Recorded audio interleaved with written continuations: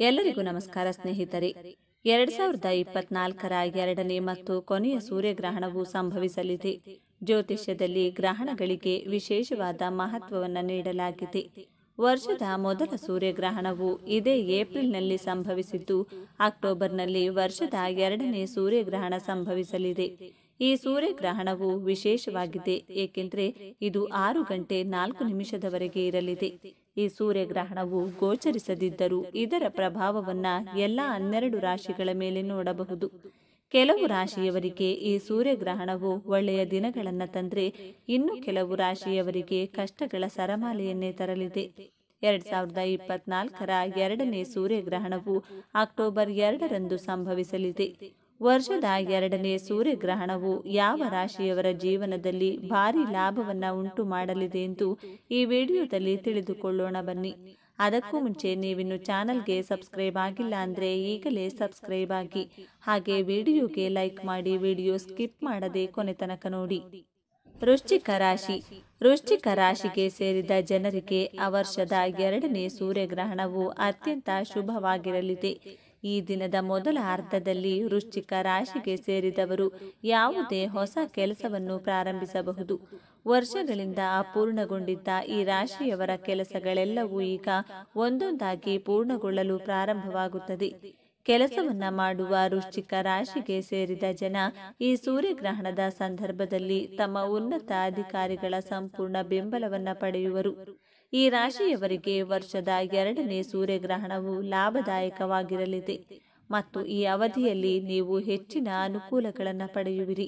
ಸರ್ಕಾರಿ ಕೆಲಸ ಮಾಡುವ ವೃಶ್ಚಿಕ ರಾಶಿಗೆ ಸೇರಿದ ಜನರು ತಮ್ಮ ಹಿರಿಯ ಅಧಿಕಾರಿಗಳೊಂದಿಗೆ ಉತ್ತಮ ಸಂಬಂಧವನ್ನು ಹೊಂದುವರು.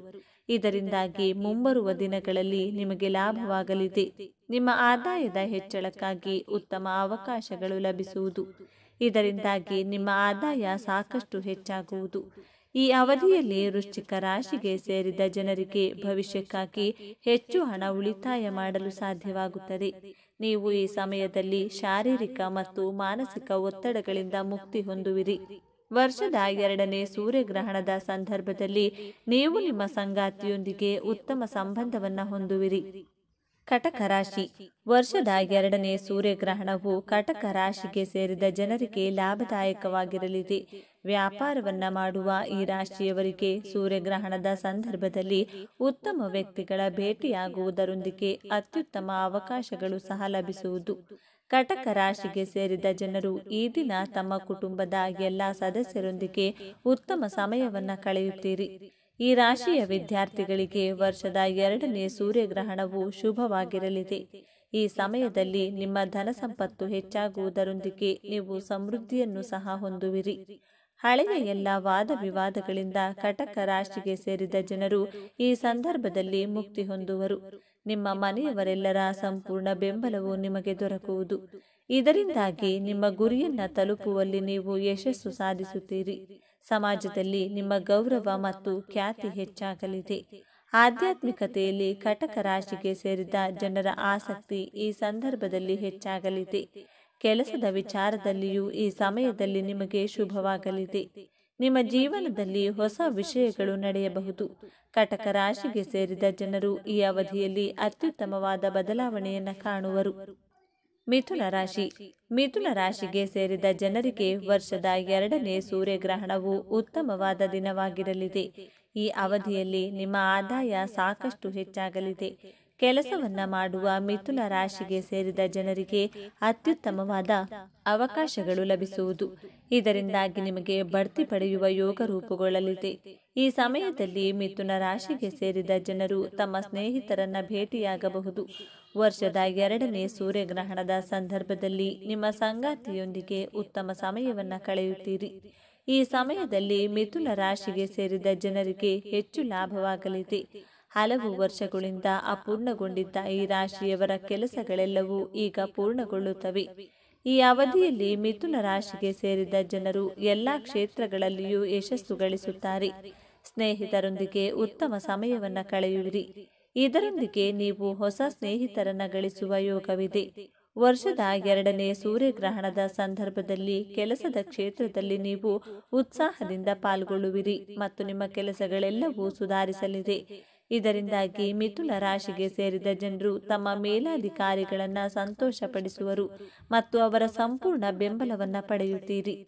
ಅಕ್ಟೋಬರ್ 2ರಂದು ಸಂಭವಿಸಲಿರುವ ವರ್ಷದ 2ನೇ ಸೂರ್ಯಗ್ರಹಣದ ಪ್ರಭಾವ ಎಲ್ಲವೂ ರಾಶಿಗಳ ಮೇಲೆ ಇದ್ದರೂ ಈ 3 ರಾಶಿಗಳಾದ ವೃಶ್ಚಿಕ, ಕಟಕ ಮತ್ತು ಮಿಥುನ ರಾಶಿಯವರ ಮೇಲೆ ವಿಶೇಷವಾಗಿ ಪ್ರಭಾವ ಬೀರಲಿದೆ.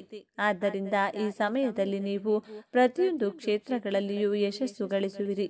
ಇದರೊಂದಿಗೆ ನೀವು ಜೀವನದಲ್ಲಿ ಎಲ್ಲ ರೀತಿಯ ಸುಖ, ಸಂತೋಷ, ಧನ ಸಂಪತ್ತು, ನೆಮ್ಮದಿ, ಅದೃಷ್ಟವನ್ನ ಹೊಂದುವುದರಿಂದ ನಿಮ್ಮ ಬದುಕು ಬಂಗಾರವಾಗಲಿದೆ. ವರ್ಷದ 2ನೇ ಸೂರ್ಯಗ್ರಹಣ. ಈ ವರ್ಷದ 2ನೇ ಸೂರ್ಯಗ್ರಹಣವು ಅಕ್ಟೋಬರ್ 2024ರಲ್ಲಿ ಸಂಭವಿಸಲಿದೆ. ಹಿಂದೂ ಕ್ಯಾಲೆಂಡರ್ ಪ್ರಕಾರ ಈ 2ನೇ ಸೂರ್ಯಗ್ರಹಣವು ರಿಂಗ್ ಆಫ್ ಫೈರ್ ಅನ್ನು ರೂಪಿಸುತ್ತದೆ. ಚಂದ್ರನು ಸೂರ್ಯನೊಂದಿಗೆ ಹೊಂದಿಕೆಯಾದಾಗ ಇದು ರೂಪುಗೊಳ್ಳುತ್ತದೆ. ಆದಾಗ್ಯೂ ಭೂಮಿಯಿಂದ ಸೂರ್ಯನ ದೂರದಿಂದಾಗಿ ಸೂರ್ಯನ ಸುತ್ತಲೂ ವೃತ್ತಾಕಾರದ ವೃತ್ತವು ರೂಪುಗೊಳ್ಳುತ್ತದೆ. ಚಂದ್ರನು ಸೂರ್ಯನನ್ನು ಸಂಪೂರ್ಣವಾಗಿ ಆವರಿಸದಿದ್ದಾಗ ಸೂರ್ಯಗ್ರಹಣ ಸಂಭವಿಸುತ್ತದೆ. ಈ ಕಾರಣದಿಂದಾಗಿ ಸೂರ್ಯನ ಹೊರಭಾಗವು ಪ್ರಕಾಶಮಾನವಾದ ವೃತ್ತಾಕಾರದ ವೃತ್ತವಾಗಿ ಗೋಚರಿಸುತ್ತದೆ. ನೀವು ಇದನ್ನು ಭಾರತದಲ್ಲಿ ವೀಕ್ಷಿಸಲು ಸಾಧ್ಯವಾಗದಿದ್ದರೆ ಜನರು ಅದನ್ನು ಆನ್ಲೈನ್ ಲೈವ್ ಸ್ಟ್ರೀಮಿಂಗ್ ಮೂಲಕ ವೀಕ್ಷಿಸಬಹುದು. 2024ರಲ್ಲಿ ವರ್ಷದ 2ನೇ ಸೂರ್ಯಗ್ರಹಣ ಯಾವಾಗ ಸಂಭವಿಸುತ್ತದೆ?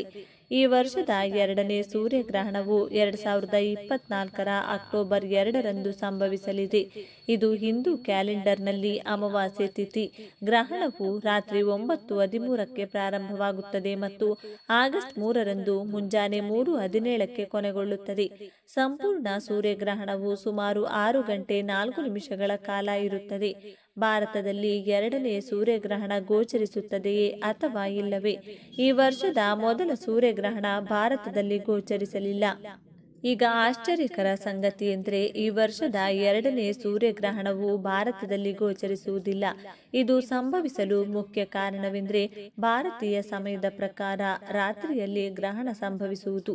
ವರ್ಷದ 2ನೇ ಸೂರ್ಯಗ್ರಹಣ ಎಲ್ಲಿ ಗೋಚರಿಸುತ್ತದೆ? ಈಗ ಅಂತಹ ಪರಿಸ್ಥಿತಿಯಲ್ಲಿ ಈ ವರ್ಷದ 2ನೇ ಸೂರ್ಯಗ್ರಹಣವು ಭಾರತದಲ್ಲಿ ಗೋಚರಿಸದಿದ್ದರೆ ಬ್ರೆಜಿಲ್, ಕುಕ್ ದ್ವೀಪಗಳು, Chile, Peru, Argentina, Mexico, Honolulu, Fiji, Uruguay, Antarctica, New Zealand, Arctic, Buenos Aires ಮತ್ತು ಬೆಕಾ ದ್ವೀಪಗಳಲ್ಲಿ ವರ್ಷದ 2ನೇ ಸೂರ್ಯಗ್ರಹಣ ಗೋಚರಿಸಲಿದೆ. ಸೂರ್ಯಗ್ರಹಣದ ಸಮಯದಲ್ಲಿ ಏನು ಮಾಡಬೇಕು? ಸೂರ್ಯಗ್ರಹಣದ ಸಮಯದಲ್ಲಿ ಜನರು ಶಿವನ ಮಂತ್ರವನ್ನ ಪಠಿಸಬೇಕು. ಸೂರ್ಯಗ್ರಹಣ ಮುಗಿದ ನಂತರ ಸ್ನಾನ ಮಾಡಿ. ಸೂರ್ಯಗ್ರಹಣ ಮುಗಿದ ನಂತರ ಜನರು ಮನೆಯನ್ನ ಸ್ವಚ್ಛಗೊಳಿಸಬೇಕು. ಗ್ರಹಣ ಮುಗಿದ ನಂತರ ಮನೆಯಲ್ಲಿ ಗಂಗಾ ಜಲವನ್ನ ಸಿಂಪಡಿಸಬೇಕು. ಸೂತಕದ ಅವಧಿಯಲ್ಲಿ ಗರ್ಭಿಣಿಯರು ಮನೆಯೊಳಗೆ ಇರಬೇಕು. ಸೂರ್ಯಗ್ರಹಣದ ಸಮಯದಲ್ಲಿ ಏನು ಮಾಡಬಾರದು? ಜನರು ಸೂರ್ಯಗ್ರಹಣದ ಸಮಯದಲ್ಲಿ ಆಹಾರವನ್ನ ಬೇಯಿಸುವುದು ಮತ್ತು ತಿನ್ನುವುದು ನಿಷೇಧ ಎನ್ನಲಾಗುತ್ತದೆ. ಜನರು ಎಂದಿಗೂ ಗ್ರಹಣವನ್ನ ಬರಿಗಣ್ಣುಗಳಿಂದ ನೋಡಬಾರದು ಎಂದು ಸಲಹೆ ನೀಡಲಾಗುತ್ತದೆ. ಗ್ರಹಣದ ಸಮಯದಲ್ಲಿ ಮಲಗಬಾರದು. ಸೂರ್ಯಗ್ರಹಣದ ಮೊದಲು ಜನರು ತುಳಸಿ ಎಲೆಗಳನ್ನ ನೀರು ಮತ್ತು ಆಹಾರದಲ್ಲಿ ಹಾಕಬೇಕು. ಗ್ರಹಣ ಸಮಯದಲ್ಲಿ ಅನೇಕ ಜನರು ತೀಕ್ಷ್ಣವಾದ ವಸ್ತುವನ್ನ ಬಳಸುವುದಿಲ್ಲ. ಸ್ನೇಹಿತರೆ, ಈ ಮಾಹಿತಿ ನಿಮಗೆ ಇಷ್ಟವಾಗಿದ್ದಲ್ಲಿ ದಯವಿಟ್ಟು ಶೇರ್ ಮಾಡಿ, ಲೈಕ್ ಮಾಡಿ ಮತ್ತು ನಮ್ಮ ಚಾನೆಲ್ಗೆ ಸಬ್ಸ್ಕ್ರೈಬ್ ಆಗಿ. ಎಲ್ಲರೂ ಭಕ್ತಿಯಿಂದ ಓಂ ನಮಃ ಶಿವಾಯ ಅಂತ ಕಾಮೆಂಟ್ ಮಾಡಿ. ಧನ್ಯವಾದಗಳು.